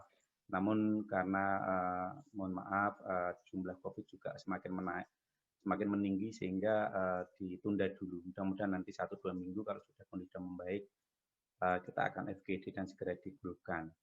Kemudian yang ada dari yang panjang tadi. Ini dari Saifana, pertanyaannya hampir sama Pak dengan yang sebelumnya tadi yang tentang menjadi berapa SKS yang dikonversi, sepertinya sudah terjawab Bapak. Kemudian ini ada dari Ibu Wakidah. Sugeng siang Pak Siswo, nyuwun info daftar mata kuliah yang bisa diambil di prodi lain di Undip, serta daftar mata kuliah yang bisa diambil di Unhas dan Unpad itu diinfokan di mana nggih Pak? Oke, kalau mau mengambil mata kuliah di prodi di Undip, waktu itu sebenarnya kita pengennya seluruh mata kuliah yang kode L dari berbagai program studi itu dibuka. Nanti ini usulan yang bagus sehingga pada semester ini ataupun semester genap, semester gasal ini nanti bisa dibuka mata kuliah yang kode L sehingga mahasiswa bisa mengambil. Cuma saran saya mahasiswa mengambilnya juga jangan sampai jauh dari prodi. Misalnya kalau di PWK ada mata kuliah terkait dengan komunikasi, mungkin dia bisa mengambil mata kuliah komunikasi di luar prodi. Jadi jangan sampai mengambil yang jauh sehingga nanti konversinya prodi akan kesulitan. Mesti ada keengganan bagi prodi dan juga tim konversi untuk melakukan itu. Ya. Jadi mudah-mudahan nanti di semester depan ini akan dibuka kode-kode. Kemarin baru diuji coba. Kemudian kalau yang konsorsium itu dibuka tiap semester. Nanti mungkin segera dirilis. Nanti mahasiswa yang bisa melihat mata kuliah apa saja karena mahasiswa masuk ke dalam sistem konsorsium 3 program studi 3 perguruan tinggi tersebut. Ya, saya juga tidak bisa masuk karena akunnya menggunakan akun mahasiswa. Kemudian yang tadi ada yang panjang Mbak Farida belum? Iya. Yang mana Bapak? Atau boleh Bapak? Sunggawa ini, Mas Safaina. Dia pertanyaannya hampir sama Pak. Oh, hampir sama. Yang tadi nggih. Kemudian ini juga ada yang menginformasikan dari Pak Widayat terkait kegiatan tim Kedaireka Pasca Sarjana Undip, insya Allah membuka magang untuk mewujudkan kegiatan riset dalam bentuk teaching factory. Mahasiswa yang tertarik mungkin bisa menyiapkan diri untuk magang tersebut. Wah, itu peluang ya Pak ya. Jadi mahasiswa yang berminat bisa mendaftar di program tersebut. Atau mungkin ini pertanyaannya kan lumayan banyak, bisa karena waktu yang terbatas. Jadi mungkin bisa dijawab di lain waktu ya Pak. Ya, ini terakhir aja, ini masih ada satu Mbak Farida. Monggo Bapak, boleh dijawab Bapak. Yang terakhir. Tadi usulan Prof Widayat itu bagus sekali itu yang terkait ke Daireka.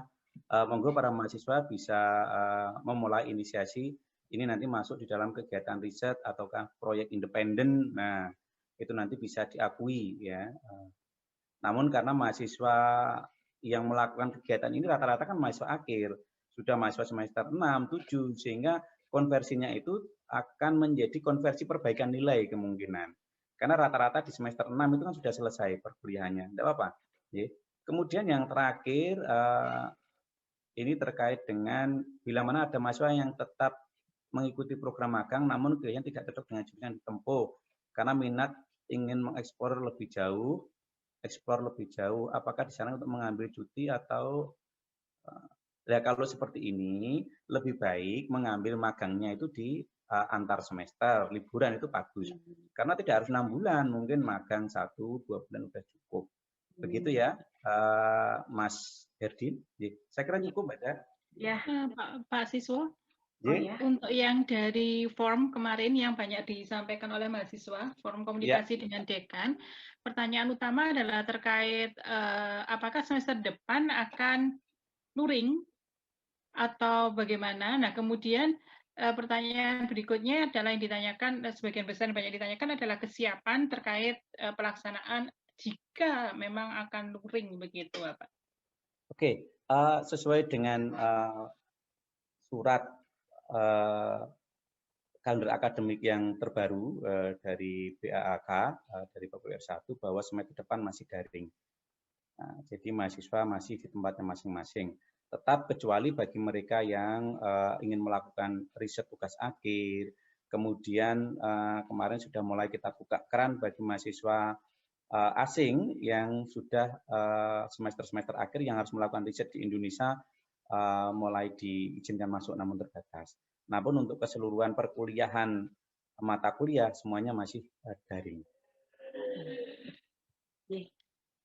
Begitu. Kemudian kalau persiapan luring, ya kalau hibrid sebenarnya mungkin kalau mau dilakukan pengaturan, mungkin mahasiswanya nggak masalah, dosennya yang nggak kuat. Jadi kalau misalnya selama ini ada 3 kelas, misalnya kita mengajar 4 kelas lah, 4 kelas kemudian dilakukan pengaturan dengan model tatap muka, satu mahasiswa yang selama ini 60 menjadi 3 kelas, berarti 3 kali 4, 12 kelas, dosen yang tidak akan mampu. Nanti justru kinerja Undip, kinerja fakultas akan turun jauh karena beban dosen hanya fokus di dalam pendidikan. Gitu. Nah, kemudian pertanyaan-pertanyaan utamanya adalah terkait tentang pelaksanaan praktikum, Bapak, karena kan kalau tidak mungkin praktikum selama ini kan kita melaksanakan praktikum daring di mana ini dilakukan oleh asisten, divideokan dan mereka melihat itu dan mengomentari dan dari situlah mereka harus praktikum. Nah, ini yang sepertinya yang banyak ditanyakan juga, Bapak. Jadi Bu Nani, kalau terkait praktikum 2 bulan yang lalu mahasiswa geodesi itu sudah melakukan praktikum secara luring, dengan menggunakan protokol ketat, melakukan pemetaan di sekitar wilayah kampus. Namun mereka juga disarankan untuk tes swab, kemudian atas izin orang tua. Kemudian kalau orang tua tidak mengizinkan juga tidak. Kalau sesuai edaran Bapak Rektor bahwa kita melakukan terbatas untuk wilayah yang terdekat dengan Semarang. Memang pandemi tidak mudah dan harapannya mudah-mudahan segera berakhir, mahasiswa bisa kembali ke kampus. Ya, jadi pada semester depan setelah ini kondisi ini membaik, kemungkinan praktikum boleh dijalankan.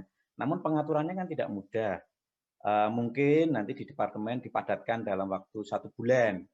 Jadi kalau misalnya ada praktikum, misalnya ada beberapa kelompok, mungkin dipadatkan 1 bulan ini kelompok 1 sampai kelompok sekian, 1 bulan ini sehingga mahasiswa tidak lama di Semarang. Ya. Namun tetap harus menjaga protokol. Harapannya memang pandemi segera berakhir sehingga tatap muka bisa dijalankan. Memang tidak ada yang tentang Undip menyediakan vaksin itu, Pak.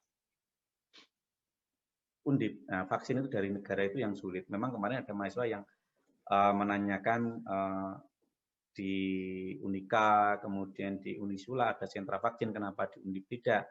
Ya, saya sudah menanyakan ke universitas ya. Universitas masih menjadi kerjasama karena vaksin itu sifatnya kan dari negara. Mudah-mudahan Bu, vaksin segera untuk para mahasiswa kita.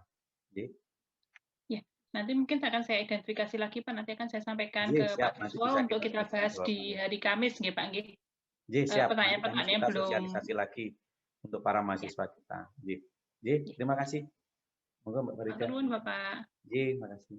Ya, Matur nuwun Pak Siswo, Bu Nani. Dan untuk teknis tentang pendaftaran MBKM boleh saya tambahkan. Untuk teknis pendaftarannya itu ada alur-alur dan juga persyaratan yang harus dipenuhi di kampus di program MBKM tersebut, bisa dilihat di websitenya MBKM. Kemudian nanti juga ada beberapa surat pengantar akan disediakan oleh Fakultas Teknik seperti itu. Ya Pak Siswonya. Siap, makasih Mbak Farid. Jos, Mbak Farid. Kita refreshing sebentar. Tadi untuk penanya terbaik tadi Bapak di penanya terbaik tadi Bapak sempat mengutarakan bahwa pertanyaan dari Okrisal ya Pak tentang tadi kampus mengajar itu pertanyaannya sangat bagus, sangat pas. Itu boleh dapat hadiah nggak Pak? Silakan Mbak Pada, itu bagus sekali pertanyaannya. Okrisalnya masih nggak nih di sini? Kalau nggak ada Angus ya. Halo, ada Mbak. Iya. Masih ada? Masih. Halo. Ya, itu ada Mas. Sudah jelas ya tentang pertanyaannya tadi? Ya Mbak, jelas sekali jawaban dari Pak Siswo tadi ya terkait teknis dari magang tadi ya. Iya. Ya berarti sudah bisa menjawab teka-teki yang selama ini bergumul di kepala gitu ya. Ya. Anda ingin ikut Mas? Sebenarnya masih ini sih Ibu, masih explore di webnya juga ya, dan kan kalau misalkan teman-teman mahasiswa juga ikut sosialisasi gitu dari Kemendikbud, dari YouTube atau live, itu kadang jawaban dari pihak Kemendikbud sendiri kan agak kurang sesuai gitu ya. Nah makanya tadi saya juga menanyakan gimana sih kalau di FT Undip tuh teknisnya gimana gitu. Terus kan juga ya memang ada beberapa pertanyaan yang dijawabnya kayak gitu-gitu aja sama dari pihak Kemendikbudnya, sehingga ya saya tanyakan tadi itu. Ya, berarti sudah jelas sekali ya Mas Okrisal ya? Iya Mbak. Ya, berarti informasinya nanti Mas Okrisal boleh di-share ke teman-temannya seperti itu. Jadi kalau untuk program magang Kampus Merdeka Belajar itu juga teknisnya seperti apa, nanti Mas Okrisal bisa bantu untuk menjelaskannya. Berarti nanti jadi duta MBKM FT gitu ya? Agen perubahan. Jadi agen perubahan ya. Ya nanti Mas Okrisal boleh dijapri untuk nomor GoPay-nya ya. Selamat ya dapat hadiah. Oke Mbak Farida, terima kasih. Dan ini saya akan mau kuis dulu ya. Jadi semuanya berpotensi untuk menang. Mau ngecek seberapa konsentrasinya gitu ya dari peserta. Saya mau kuis. Ya, ini ada yang hore kuis, hore ya. Kuisnya ini jawaban tercepat. Yang ngetik tercepat, terbenar, nanti akan ada hadiah GoPay 100. Raise hand ya, Mbak. Ya? Raise hand, nanti Mas Indra yang ngecek siapa yang paling cepat gitu. Oh gitu ya. Kalau raise hand itu kadang suka ini, Bu. Delay-nya juga ya, Bu ya. Langsung ngetik aja ya, Bu ya. Ngetik ya. Boleh ya. Baik, pertanyaannya gampang banget ini mah. Ini mah Bu Nani langsung juara 1 kayaknya. Tapi nggak boleh ikut sama Pak Siswo. Begitu ya. Bolehnya ngasih hadiah ya Bu ya. Baik, siap-siap. Apa kepanjangan dari singkatan ZIWBKWBBM? Gampang banget. Silakan.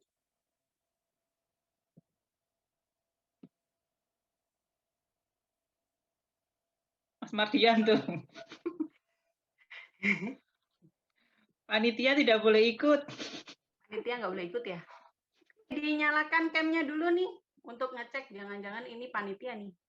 Jangan-jangan ini Mas Indra atau Mas Adi atau Mas Padi gitu kan tidak boleh. Silakan. Ini Muhammad siapa ya? Monggo siapa cah teknik? Muhammad Abdullah Anas. Ini mah panitia juga Bu. Ini ya, nggak boleh ikut. Iya. Di bawahnya zona integritas menuju wilayah bebas dari korupsi wilayah. Nah, masih pada nyoba nih sepertinya ya. Zona integritas menuju wilayah bebas dari korupsi. Oh, bukan ya. Oke, boleh diputuskan untuk kali ini. Oke, selamat Akil. Akil masih ada di tempat. Boleh open mic dulu. Kalau nggak ada, ini ya Mbak, hangus ya. Hangus. Nanti kasihkan Mas Mardian deh. Halo Akil, selamat ya. Akil dapat hadiah. Aku catat dulu nih. Akil yang menang. Akil dari mana? Boleh departemen apa, Mas?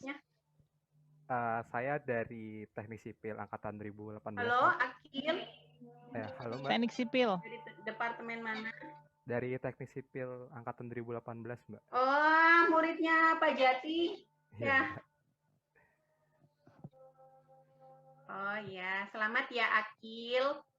Ya, terima kasih Nanti Mbak. Akil boleh chat Japri direct message ke saya untuk nomor GoPay-nya ya. Ya, baik Mbak. Terima kasih Mbak. Oke Akil. Terima kasih. Mohon Bapak Ibu sekalian, Mas Mbak bisa ikut berpartisipasi lagi dalam acara hari Kamis. Di sana termasuk semua SOP yang akan disampaikan oleh pengungkit 2 dan pengungkit 6 tentang layanan prima dan juga tentang ada hadiahnya nggak Bu? Nah, itu enggak tahu Mbak. Hadiah apa Mbak? Ada hadiah PIN dari Pak Bayu. Ini ada beberapa pertanyaan Bu yang masuk. Gimana Mbak? Siap. Ada beberapa pertanyaan juga Bu untuk lanjutan lomba poster banner kemarin. Sekiranya akan diumumkan kapan ya Bu untuk juaranya? Insya Allah minggu depan Mbak, karena minggu ini sudah padat jadwalnya karena jadi kita akan umumkan minggu depan sambil menunggu like. Jadi mohon bantuan teman-teman semua Bapak Ibu sekalian untuk like apa Mbak namanya Mbak?